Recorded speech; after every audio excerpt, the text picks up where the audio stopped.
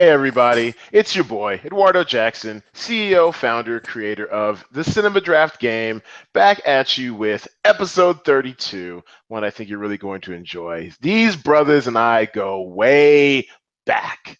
Way back. We have our first time Potter, long time non-listener. It is my boy. I've known him, good Lord, for like 2/3 of my life. Architect extraordinaire, Lance Collins. What's going on, Lance? Oh, I'm doing pretty good tonight. How about yourself?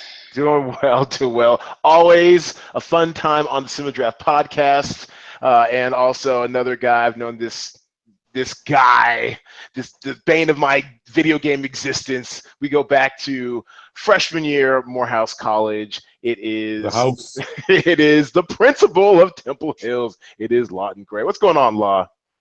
What's going on, EDZ? Thanks for having me out, man. Yes, and also a longtime player too. You've been slowly ascending up the ranks. I mean, this week was tough for all of us, but you've been making some cashes here and there. Yeah, I was in the dead bottom this week, but last week I was sixth. Yeah, whoa, yeah, you heard it here first. He's coming for the top spot. Watch your back, ring balls. Michael Vellante et al. All right, the drinking game tonight will be the word. Yes, those are our names of our players. Ring balls. And we gotta get you up with the count, L Dub. We gotta see what your name's gonna be. The Yeah, drinking game tonight will be the word dad because with these boys in the house, these fathers extraordinaires, it's definitely the dad pod tonight. And I do apologize for those like 5 of you guys who actually watch the video. I am a faceless wonder tonight. We've had technical difficulties. My camera decided not to work.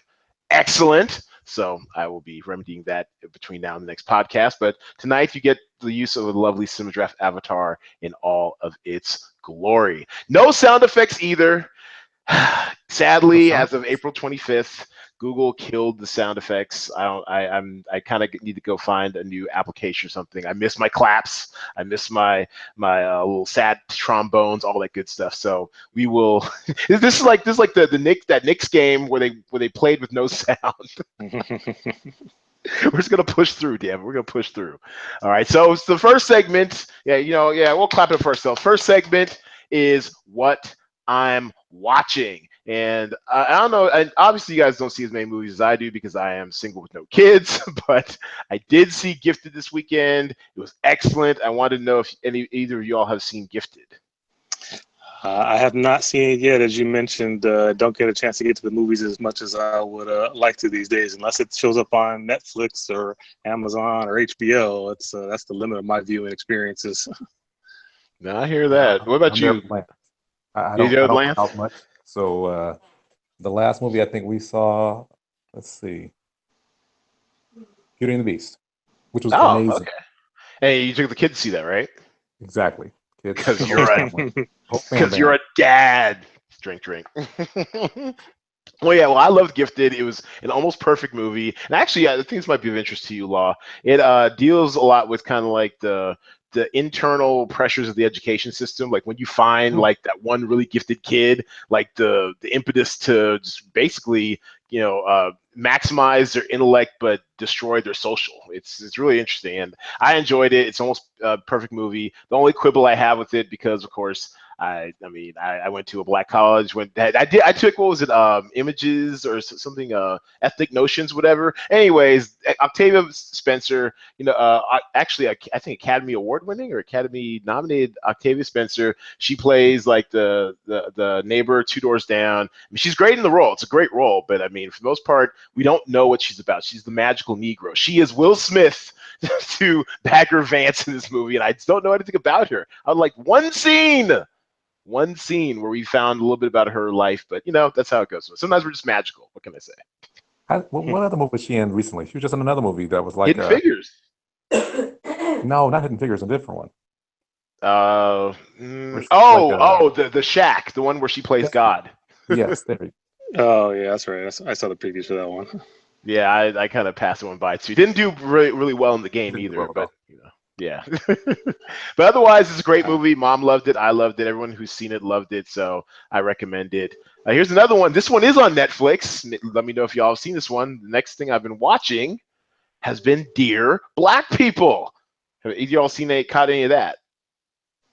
I just heard about it actually today. I didn't even know that it was out yet. Did y'all remember the movie? Did y'all go see the movie when it came out about 3 years ago? I didn't see it then either. Okay. I haven't seen the movie yet. I think I have the DVD, but I have not watched it yet. Okay. Well, It's what, now 2 years old now? Dear Black People now is like a. I love the roving camera too, Law. This is a treat for our video our video podcast potters. But no, I feel like Spike Lee producing. yes, take us on that walk, Malcolm.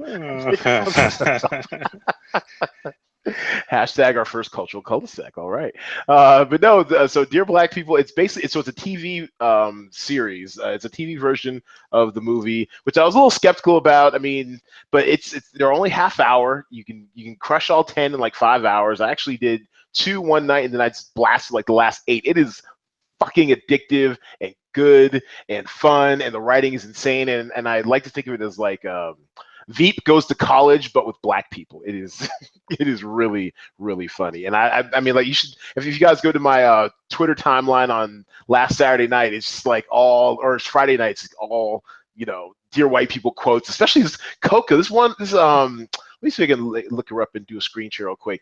Her name is Antoinette Robertson. I think she's fairly new. She's done some bit parts in some other shows, but she plays this girl named Coco, who like comes from, I think, Detroit, so it's kind of a rough background, but she's chosen a side. She's like, I'm gonna sell out to the highest of my selectivity, and it's because I don't want to end up like dead or stupid like a bunch of these other black people. And she's really kind of owns being it's funny, the first time we see her, she's with like her white sorority sisters, and Sam, the main character, calls her Coco and the Marshmallows, and I just thought that was perfect. Just perfect. So this is the part where we get everybody to start drinking, because I'm gonna have to tell you a little about being a dad where we don't have a Twitter timeline on a Friday talking about a TV show. In fact, if you check my Twitter timeline, there is no Twitter timeline. It's where you pass out exhausted. Exactly. I'm happy to just watch like 30 minutes of ESPN or something, and I'm pretty good on a Friday night, not 8 hours of TV shows. And I'm here to absorb all that content for you. All right. I have to say, Friday nights, it's all about catching up on Scandal and Grey's Anatomy with my wife. That's what my Friday nights consist of. Scandal, yeah, you can't be too far behind on that, because people on Twitter will ruin it for you. Once again, Twitter doesn't come around. There she is. So I'm screen sharing right now. Antoinette Robertson, good-looking young lady, and she kills it as Coco and the Marshmallows. Dear White People, I really enjoyed myself. That was a good one. Okay, so what else am I watching? American Gods. Have you all heard about that one? I did actually see that on Sunday. Oh, lead the way, Lance. What do you think of L-Dub? I don't know what I saw. I watched it, and I think I watched it probably at least 1.5 times. Okay. And I still don't know what I saw. It was interesting. I guess there's a bunch of people I recognize from other movies in there. But I'm not sure if I feel like I missed something, even though I'm pretty sure I didn't, and I still don't know what I saw in the entire movie, entire show. So I'm going to have to keep watching it, because it was interesting. But I have no idea where it's going yet. I'd say that's pretty accurate. What about you? Well, I mean, you only have, but you probably were asleep back by then, huh? I mean, it's not Scandal, so you didn't see it, right? Scandal. That's fair. I'm not even throwing shade. I didn't see it. I'm not even throwing shade. I respect the grind. I respect the hustle. Yes, I saw it. I just finished watching it this afternoon, and I'm with L-Dub on that one. I'm not quite sure what I saw. It's kind of entertaining. It's very stylistic. You can get me some pretty pictures sometimes. Yeah, I fall for the cinematography. I caught my eye. I was like, okay, I'll watch this for 5 minutes. At least it looks good. I don't know what it was, but yeah, and it's Ian McShane, Deadwood dude. I mean, I'm intrigued. I'm gonna give it a few episodes. And also, I love the creator, the co-creator behind it. This dude named Brian Fuller. He did Pushing Daisies, which I thought was just totally underrated. They got like about 2 seasons, 2.5 seasons, whatever. And I'm gonna give them a few episodes. It looks like it's only 8 episodes, so even if it's totally confusing, I think I'm gonna hang with it. This isn't a case of like Legion, which was on FX, where I was excited for it, didn't understand what I was watching, like L-Dub said, and I just tapped out by episode 4. No, this one seems interesting. I might hang with this one. Is it like Heroes or no? Like that old NBC?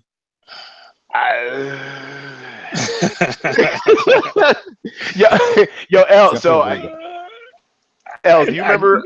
It was not. This? It's. I didn't watch a lot of Heroes. I think I maybe saw a couple episodes. It was not like that. Okay. I think I don't know. I would put it maybe in the same category as Legion. I saw a little bit of that, but by the time I got to it, all the reviews were pretty bad. So then I just decided not to watch the rest of it. So Okay, I just saw the preview. That's what my daughter was scared of when a woman was walking with no arm. Yeah, no, we didn't watch that. No. You're like, no. So El, do you? I'm not sure you remember. She was only there for about a year or so. Her it was a classmate, or she was actually a year behind us at Lakeside. Her name was Mira Schreiber. Do you remember her? Tall, kind of skinny, blonde girl. no, Probably I not. don't remember. So I used to carpool with her or something. I still was a senior, I guess. She was a junior, maybe. I used to carpool with her for a little bit, and I'd take her little brother with her sometimes. And her little brother grew up to be Pablo Schreiber, this crazy looking dude with the hair, who you've seen in like everything. He's just blowing up. He was Porn Stash in Orange Is the New Black. That's her little brother, and also half brother of Liev Schreiber, the guy who's like is the voice of all the HBO boxing stuff and is on everything. Like they're like a talented theater family. So that's like her younger brother Pablo, the guy, the leprechaun guy in American Gods. So that is Yeah, I our. apologize for not knowing hardly any of these new movies that are out or TV shows. No, but you know I you're playing the game. You're probably a little bit more aware than most people. On Channel 2 with the Men in the Gray Suit. Man in the Gray Suit. Not Nick of Time. Timeless? No, that's no. With Cookie. Oh, Empire. Yeah. That's no, not Empire. No, taking it way back. Cookie. Is it Yeah, another she Cookie? was a police officer with the man. Oh, great. Okay, person of interest. Yeah. So Taraji. Okay, the actress who played Cookie. Okay, yes. Don't ask me how I knew that, but that's the. That was a good show. I like Person of Interest. Now that was a good show. That's when I go back to. Yeah.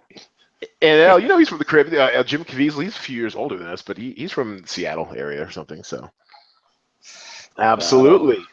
You don't keep up with Seattle like I do. I don't. I don't remember unless I remember from back in '93. It's my memory is faded from since then.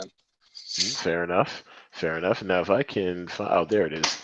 Okay, so let's go to all right. So that's actually a good segue. Law. So what do you guys watch? So we've already established Law that he's watching Scandal on Friday. What other things are you guys watching?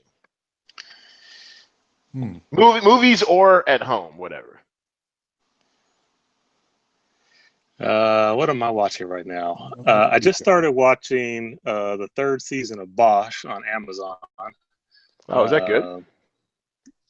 I like it. The first two seasons are really good. It's got like half the cast The Wire in it. I saw Marlowe's on there. I'm rewatching The Wire. I'm on season 4. It's Marlowe time. Yeah, it's got a mix of the extras from The Wire and The Shield in it, and the writing's really good, and so I'm in. So I've been watching that recently. I'm trying to think what else did I see. The Get Down. I haven't made it all the way through season 2 yet, but I watched season 1. That was good on Netflix. Get Down's what's up.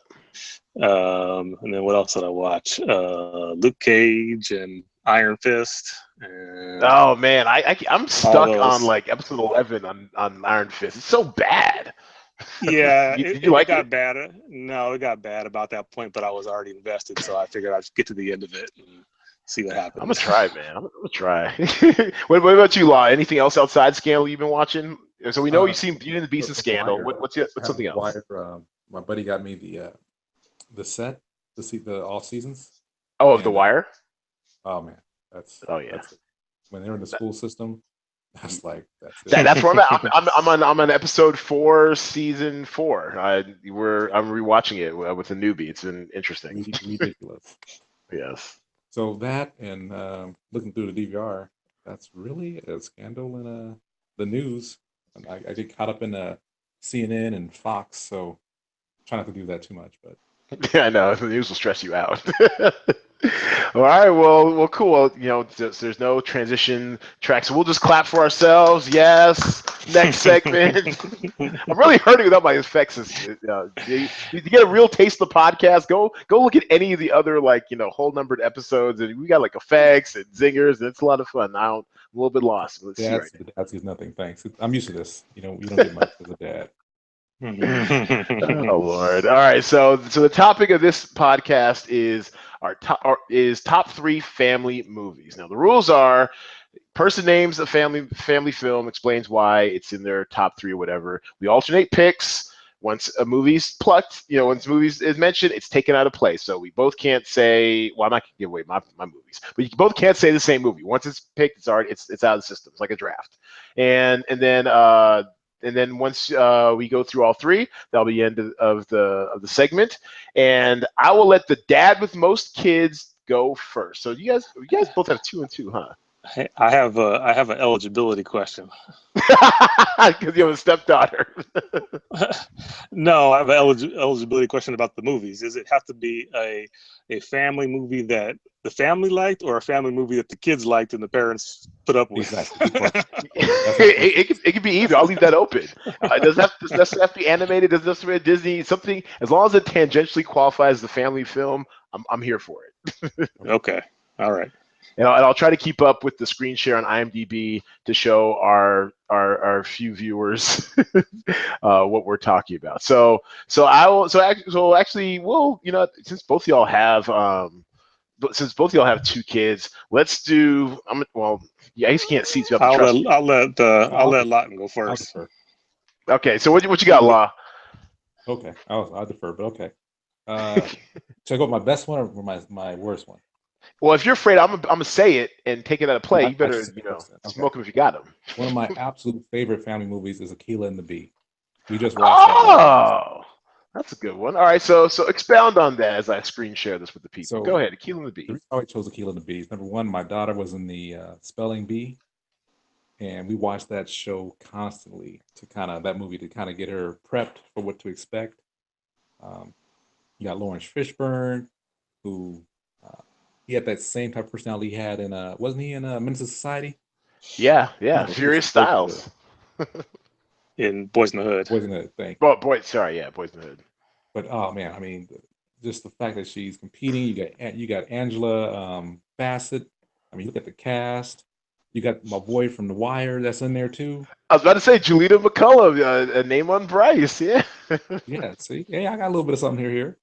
But no, it's just a real great feel-good movie. It's just family. It's not about, you got the gangsters that are helping her also in the streets. It was a great movie. So that's that's pretty good. That's a good selection. I approve. All right, so what do you got, Elle? So Akeelah and the Bee is out of rotation. What you got?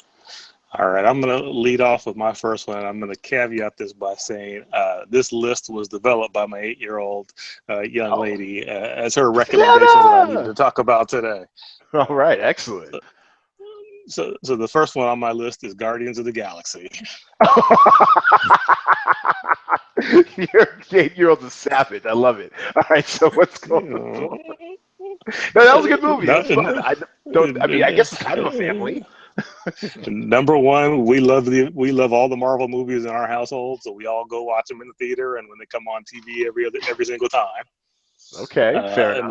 Number two, it's got. Save it. You go one. You explain a little bit. Okay. I was going to give you some more details as to why. Oh, okay. Sorry. Go ahead. I didn't want you to ruin your own list. Go for it. No, I got more. We've probably seen Guardians of the Galaxy maybe 20 times at least. The Motown soundtrack is a big hit amongst all of us in the house. Space.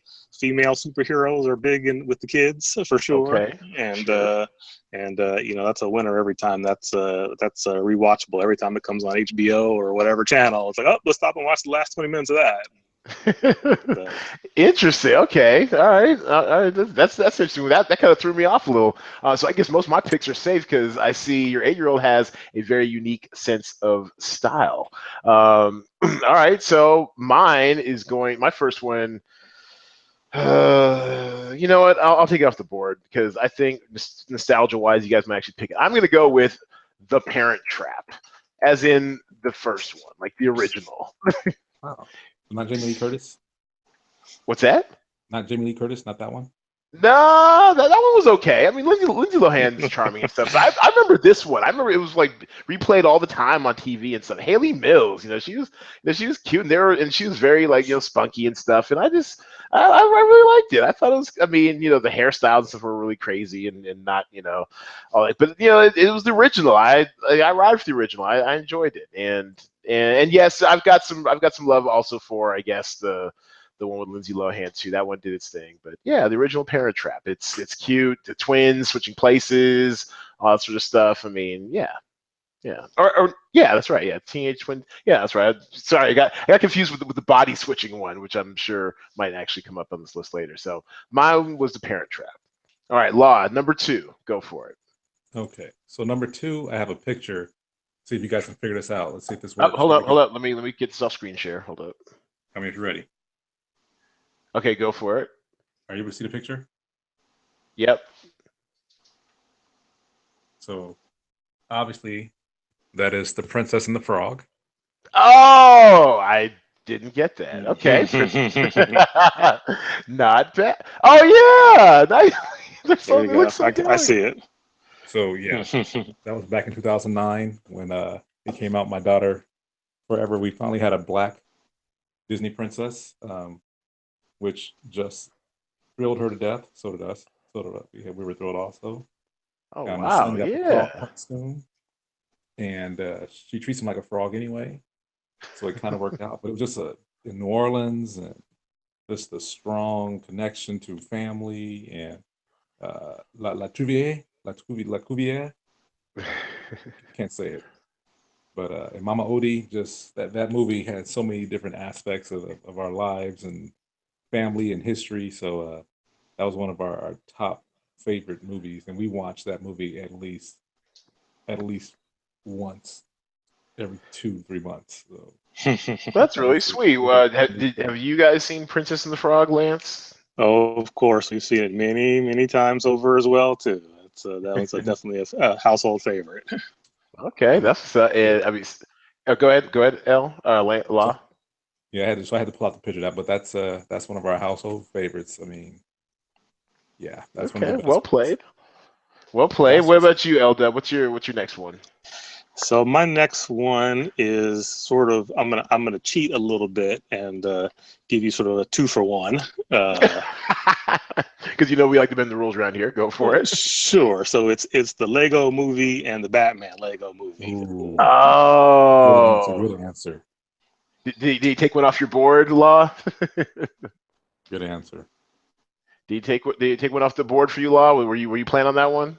No, but it was up in rotation. Also brought to us by our fellow classmate Chris Miller and of the Lord Miller team, Lego Bat. The first one I think was Lord Miller. The second one I think they were just producers on it. Correct. Yeah, no, both of them are just instant classics in our family. We all like those. The first one I think a little bit more than the Batman Lego one, but Sure. Again, the superheroes are a big theme in our household. Legos are a big theme. My daughter loves to build with Legos and read all the comic books and everything else. So to be able to go to the movies and watch that stuff at home is just sort of wraps it all up together. We've had our past probably 6 months worth of Lego Batman adventures in our house just before and after the movie came out. Absolutely, yeah, that's good stuff. And I'm sure, just as far as product placement goes, the ultimate product placement movie of all time. Yeah, I mean the products come out like about 6 months before the movie comes out. Then you go see the movie for 2 hours, and you got another 6 months worth of toys and things to play with and stuff to buy. They've already solved Christmas for you. That's awesome. Exactly. Halloween costumes for next year, you name it, it's already covered. So sweet. Okay, so my second one, and I'm shocked this one went through 2 rounds of being plucked, but I'm gonna take it anyway. Finding Nemo. Yes. Well, I mean, not even just a favorite family movie. It's one of the favorite movies of all time. It's an all-time classic. It might be a top 10er. I mean, it makes you cry almost. It's an amazing movie. The clownfish who can't remember anything, and it's just really great. I really enjoyed it. Yeah, you can't go wrong with any of the Disney Pixar movies. All of them are really good. Pretty much. I mean, Dory's awesome. Oh no, sorry, the clownfish, and then Dory, who can't remember anything. And Finding Dory was excellent too. Although I'm not going to steal that, I'll just leave that out there. But Finding Nemo was the one that kicked it off. And every time I watch it, I mean, just it is. I mean, the animation is beautiful and stuff, but it's just such a great story and just the whole, the bonds and so what we'll do for family. I mean, obviously y'all would know more than I do. Y'all have procreated, but I mean, yeah, it's that bond of family. I love it. So strong. All right. So, all right, Law. What's your last one? This is the third of your Man, top three. because there's so many. Like there's a lot of honorable mentions that I can bring up.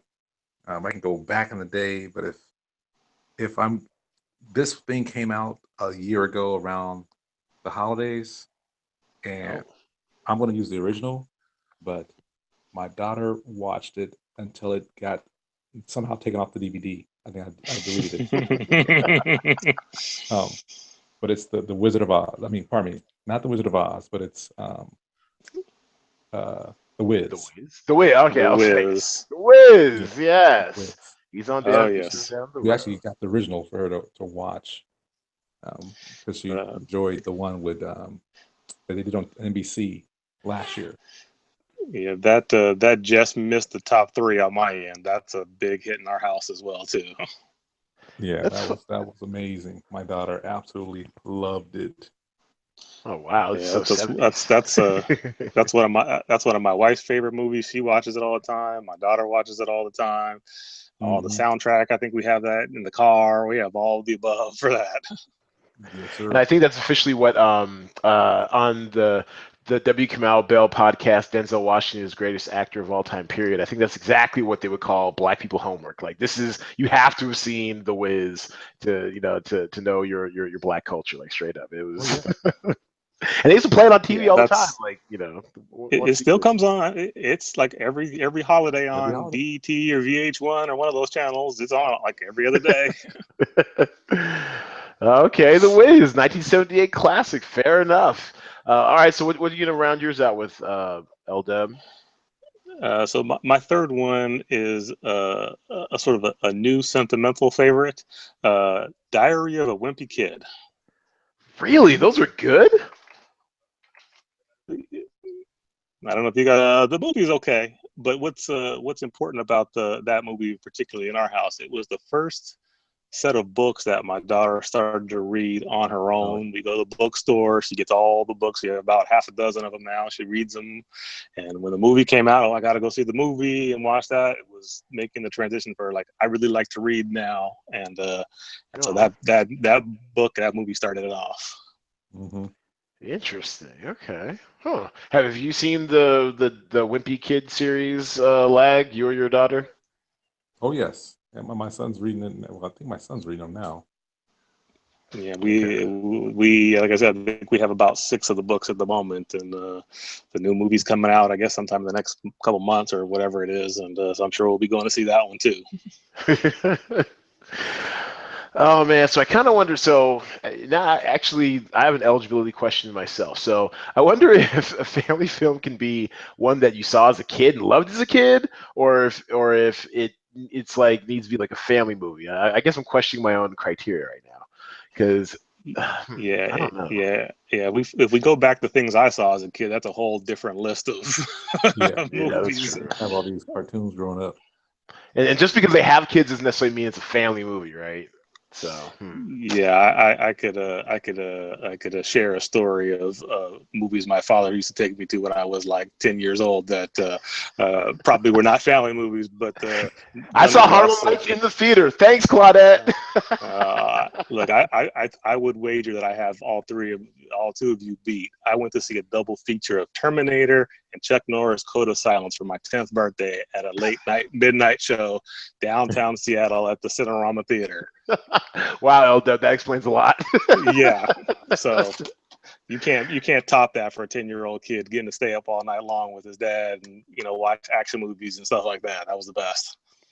No, okay. Oh, okay. All right, I've decided it. So I want to do the Goonies because that's just great fun. Wow.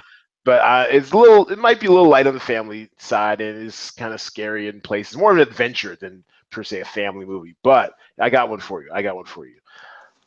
Love this one. Lilo and Stitch, the original. There's I two think of them.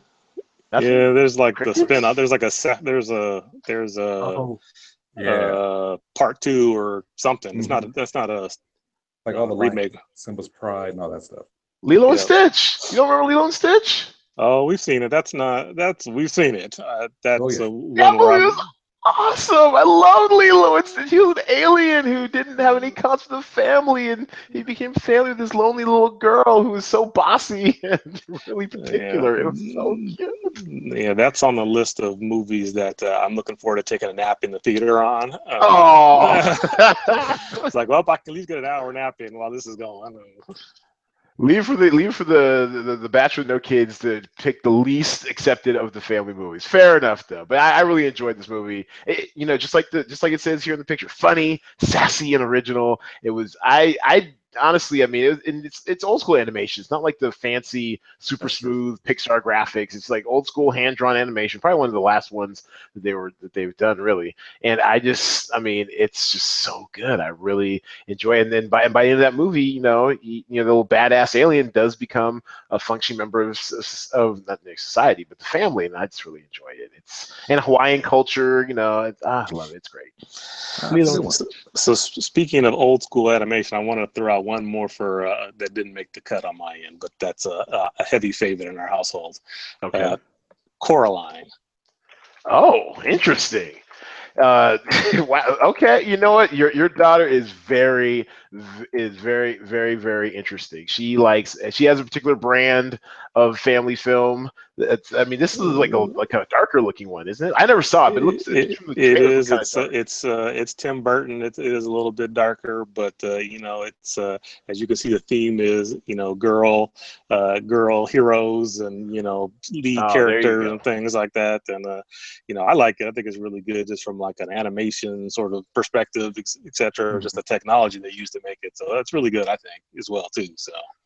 Okay, no, that makes sense. Otherwise, I was like, okay, yeah. I mean, she's got buttons for. Oh, that's not what I want. She has buttons for eyes. That's kind of cute. Yeah, no, the cool thing is that before I was about to do this podcast, I was talking to Melanie because we were like, okay, what kind of film are we talking like?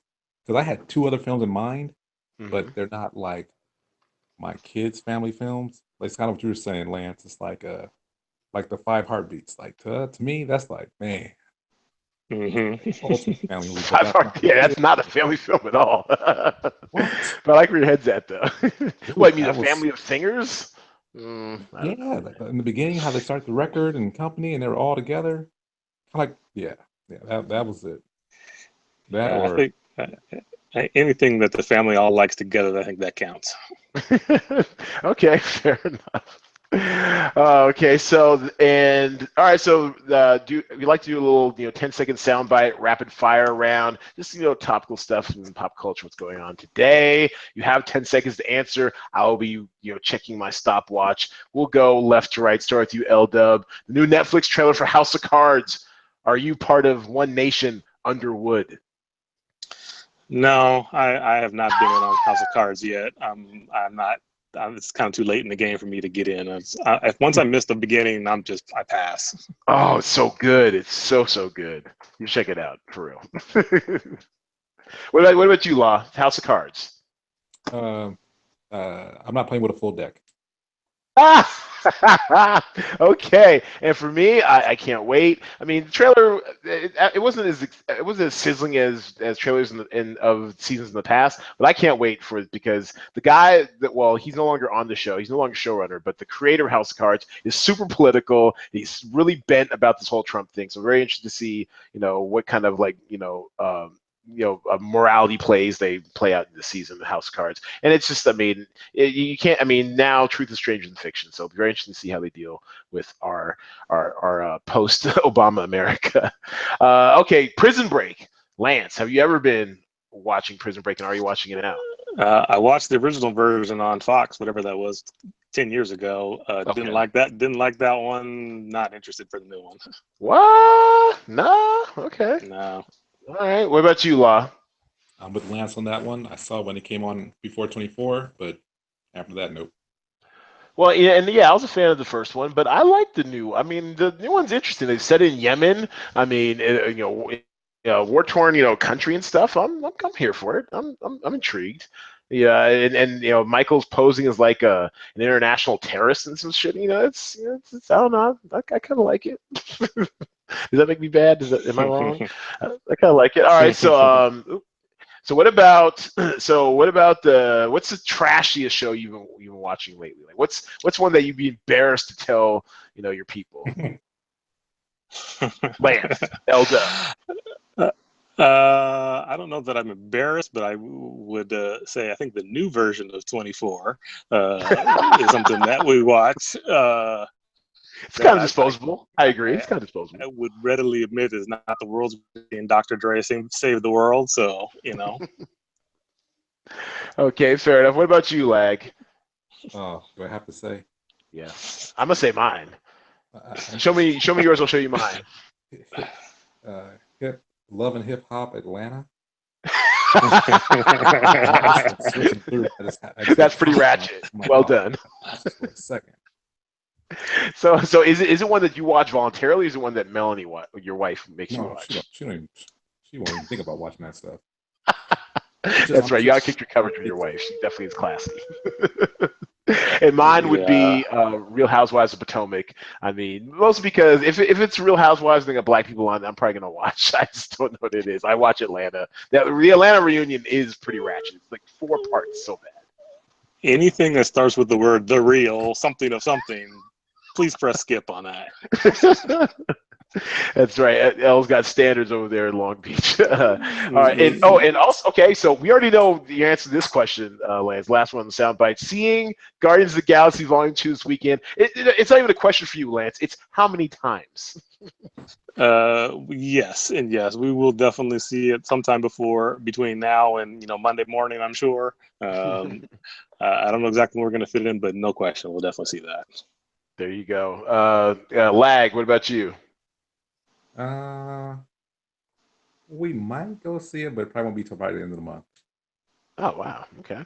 Well, yeah, like I said, it's not in that scandal Friday night rotation. I hear it. And also the crowd's gonna be super thick. Estimated $150 million opening this weekend. Definitely, you're gonna want a headliner from that one. We'll get to that in a second. We're about to do the shot list next. But yeah, and obviously I'm gonna see it. It is obviously my post-lock movie. So what I like to do, Lance, is that after the game gets off smoothly at 10 p.m. Pacific time on Thursday, I usually hustle buns up to North Las Vegas, get into the D-Box theater, the one of the D-Box seats, one that kind of move all around and stuff, and see whatever action movies is out. And this week's gonna be Guardians of the Galaxy. I just bought my ticket today.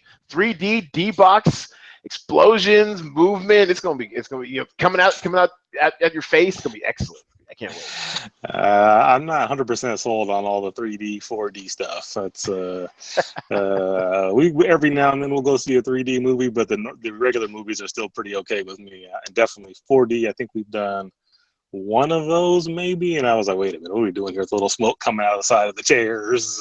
Whoa, hold on, 4D. Now, I haven't done 4D. That's the one with smoke and atmosphere and stuff. You get little mist in the air and different things. I was like, this is not exactly how I want to enjoy my movies. Oh, that's awesome. That's interesting. Yeah. Oh, wow. I haven't done 4D. That's I don't think we have one out here in Vegas. But we do have a couple theaters that do what's called D-Box, where they move your seat to the action in the movie. And actually, I think the first D-Box movie I saw was the original Guardians of the Galaxy, and it really tripped me out. Like when their ship banked to the left, like your whole seat would tilt to the left. It was awesome. it was something else. I'm very excited about that. So definitely make sure to, if you check it out in D-Box, if you get a chance, or any action movie. The ultimate D-Box movies have been Kong Skull Island. That shit was like a roller coaster. Like it was just moving, nonstop. And then of course Fate of the Furious was just bananas. Just bananas in D-Box. See, I'll give you a half of a dad key right here. See, when you get older and you have kids, you don't go to the 4D movies that move around like Fate of the Furious. You go to the IMAX theater and watch like the Grand Canyon movie. That's about as close as you get to like that type of activity. Okay. All right. I'll file that away. Well, it's getting late for me, but you never know. Hope Springs Eternal. Okay, so I just clap it up for ourselves. No soundtrack. End of that segment.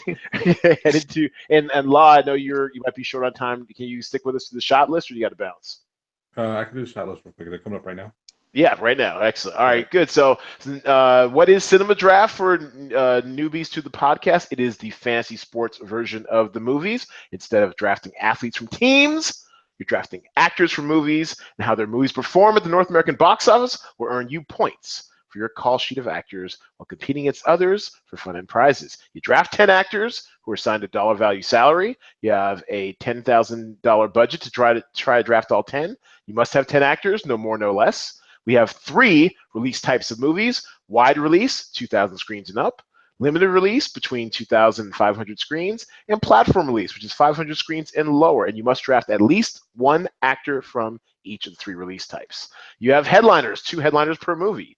And headliners' points are 40% more. For example, if Suicide Squad earns $100 million at the box office with 1 point per million in wide release per actor, then Margot Robbie would get 100 points, while Will Smith would get 140 points. It is free to play. We have over $200 in prizes this week, plus a $25 bonus to the highest scoring call sheet. We did have someone beat my sheet. If I have the highest scoring call sheet of the week, then we roll the bonus into the next week. We actually had a tie. We had 2 people win what was it was rolled up to $50 last week.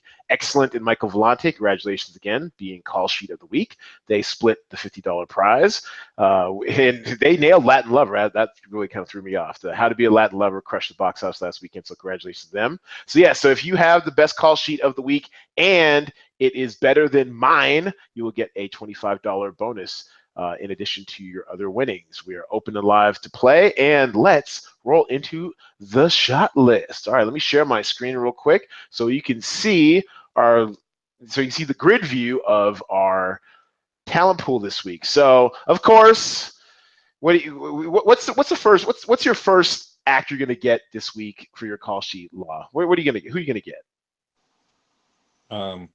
Anybody from Guardian of the Galaxy. No, any headliner from Guardian of the Galaxy. Close, but yeah, absolutely. You don't want to get a headliner from Guardian of the Galaxy. You want to get your most likely, if you want to save some money, Zoe Saldana, 37,300. She is our second highest salaried actor on the slate, and you just got to do it, man. It's going to be probably anywhere between 120 to 150 million dollar open. Just it's like paying your taxes. Do it and keep it moving. But I think another movie you're going to want to explore a little bit, especially if it stays in platform release, because this sucker just shook everybody up, is the Indian movie, Bahubali 2, The Conclusion. Now, it's funny. I don't know if you're part of our group chat. If you're not, you should definitely get with us. We're always talking strategy, always help each other out and stuff. And I had no idea this movie was coming. I usually make the talent pools on Sunday afternoon after the weekend estimates come in, and I had never even heard of Bahubali the week before it came out, and it seemed like it popped up out of nowhere. Just to give you an idea, this sucker, it was on 425 screens. This bish. 10 million at 24,000 per screen on 425 screens. How many points is that in platform release, Law? 100 and something. Yes. It might be a platform record. It would be 103.54 points per actor if you had Bahubali playing last weekend. So obviously it's not going to do that much.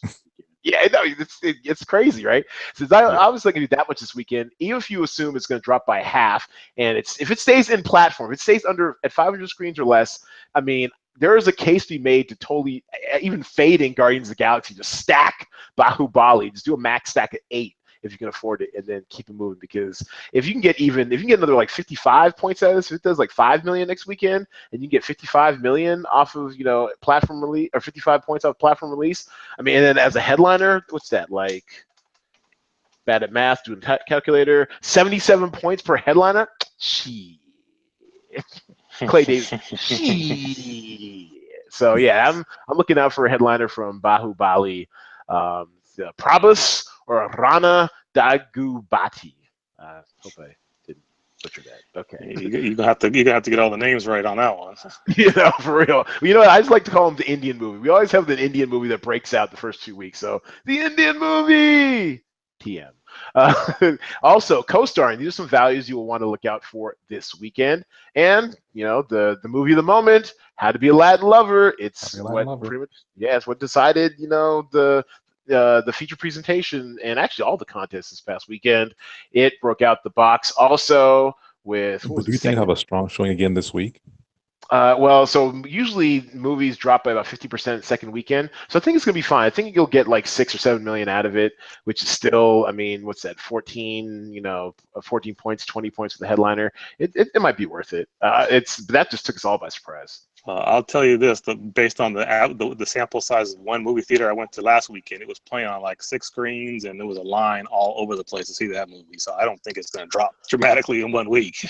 Wow, that is bananas because it looks so cheesy, doesn't it? Like, I see pretty much most of the marketing out there for movies, and I'm like, oh, this looks really cheesy. It's definitely what we like to call a 3F, a foreign focused film, but it's got like all this crossover appeal with all these Caucasian actors and bigger name actors. Like Rob Lowe's in it. Like randomly, like the director is this guy who used to work on the show called Party Down, and he's been like a comic actor for like decades. He's kind of called in all his favors, and it's paid off because this sucker, I mean, 12 million. Wow, that's like a multiple of like 10 times what you normally see a movie that is a 3F. So yeah, I think it's got some juice. That's why it's a co-star. Get you some Salma Hayek. I think, she's the cheaper of the 2 headliners, 12,000. I did price it up. I underestimated it last week. I priced it up by another 5,000 per actor because if it is not joined by an expansion of Bahubali, then this is definitely the movie to get in the limited release category. And don't underestimate. It's a date night movie. So okay. So do you think it can probably do maybe about 7 million this weekend, L-Dub? I'm sure at least something in that range. I mean, like I said, from what I saw, it was like, oh, Friday night, Saturday, hey, let's go out to see that movie. Bring your date, bring your wife, bring your whatever, and that's gonna have some run on it. So. Hey, let's get this man a call sheet. We gotta get you signed up, L-Dub. It looks like you got some inside info that I'm missing out on over here. Look, I've told you before, I prefer my gambling to be live and in person with money that I can touch in the middle of the night. That's where I like to gamble. Free to play. We're giving away money over here. All right, Steve Buscemi, Boss Baby. This still might have a little more bounce to the ounce to it. It seems like it's consistently in the 8 or 9 million range recently. Yeah, actually, it's all the way down here. It's been out for so long. Look at it. Boss Baby. There we go. Steve Buscemi. 8,300. It might be some value there. If you can get, what did it do last weekend? Did 9 million. Look, it's only dropping 26%. That's amazing. So 2,500 per screen, pretty healthy average. Yeah, they could probably do another 6 or 7 million. If you're looking for, a cheap source of 7 or 8 points, or if you're doing headliner about, 10 or 11 points, Boss Baby might still be on deck. So definitely take a look at that. Our cutting room floor, movies we just don't F with anymore. Zookeeper's Wife had a good run, but you are now officially too wide for your own. Yeah, you remember Zookeeper Wife, right? Mm-hmm. Yeah, remember that the first week it came out this is a great example of how the game works, L-Dub. So we lock our theater counts, whatever it is that they are at 6 p.m. Pacific time on Thursday is what it's going to be for the run of the weekend, right? So if it's a platform release under 500 screens at 6 p.m. on Thursday, that's what it's going to be for the run of our game. Well, we locked in like 470 something screens, and then on Friday we wake up and it increased overnight to like 541. And so whoever had Zookeeper's Wife, and I think it was largely me, I think I pretty much cleaned up that weekend. I was just totally crushed because people, underestimated. So it had all these extra screens, and people just, slept on it. Totally took to the cleaner. So Zookeeper's Wife, it's been great. It's been real. The summer's coming. No one wants to watch a Holocaust drama. I think we're out. And then going in style, the Draft Mom sentimental favorite. If either of y'all listened to the last micropod, we starred the Draft Mom. She went in there to discuss. Actually, I was kind of proud of her. The old girl got 7th in this last one. I was very proud of her. The Draft Mom playing under the very tricky nom de plume of Claudette Jackson was 7th in the rankings. Beat her son. Beat the pants off me. Look at her. There she goes. So proud of her. Now, here's the other question I have. Slight.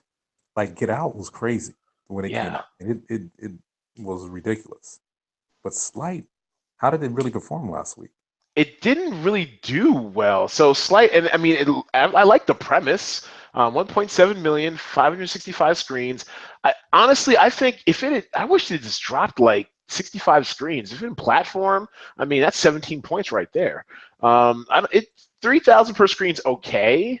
I don't think they'll really expand it much this weekend. Maybe it might get up to 600 screens. I actually want to see it. That's actually like a midweek, get off work early type movie for me. So you have to tell me how it is, because I would vote not that great based on the way they're promoting it, because all they keep saying is from the people who brought you Get Out, they don't actually show you that much of the movie itself, so it must not be that good. Lance got inside track on all this marketing stuff. That's a good point. I didn't think about that. But I thought actually, let's take a real quick cul-de-sac with the Rotten Tomatoes, because that's also, I mean, not that critics are everything, but as a former movie, critic or reviewer or whatever, I still have a little love for the community. And Slight, what did they do? Let's see, Slight did, because I thought it got good reviews, but and what's really key is Cinema Score. In this game, Cinema Score is everything, because you can tell. Like I saw The Circle. The Circle was my post-lock movie last weekend, and it was bad. And I talked bad about it on the pod Friday morning, doing the weekend preview, and it bombed. It had a Cinema Score D+. All right, so this is a 73% tomato meter. Oh, audience score is kind of low. That's interesting. I don't know. I still want to see it though. I'm intrigued. Jacob Latimore is pretty decent. He was pretty good in that Will Smith movie that nobody saw, Collateral Beauty. So I'm gonna check it out. Yeah, I'll look forward to seeing that on HBO. There you go. Awesome. So we always do an over/under poll each week, and this week's poll is Guardians of the Galaxy over/under, gentlemen. 140 million over/under. What do you think, L-Dub? I'll go over. All right. And Lag, what do you think? Over/under, 140 million. Definitely over. Definitely over. And I'm scared. Like, I think it will go over, but I mean, every time I've gone over the last 3 weeks, I've been wrong. So I'm gonna go under, just slightly. Like they'll do like maybe 135, 137. It's still gonna crush though. Results from the last poll last week, we did The Circle, and the unders had it. We had it at pegged at 18 million. Which was wildly overpriced, because as you can see from last weekend, The Circle did 9 million and just stunk up the joint. So there you have it. That's why I'm scared. I'm gonna do under this week, not for Guardians of the Galaxy, but just slightly. All right, so where can you find Cinema Draft, dear listeners? You go to cinemadraft.co, sign up to play the free beta. It is free to play, and we do give out real cash money every week via PayPal to the winners. You can also find us on all of our social media accounts. We're on all the major ones, our corporate blogs at Medium.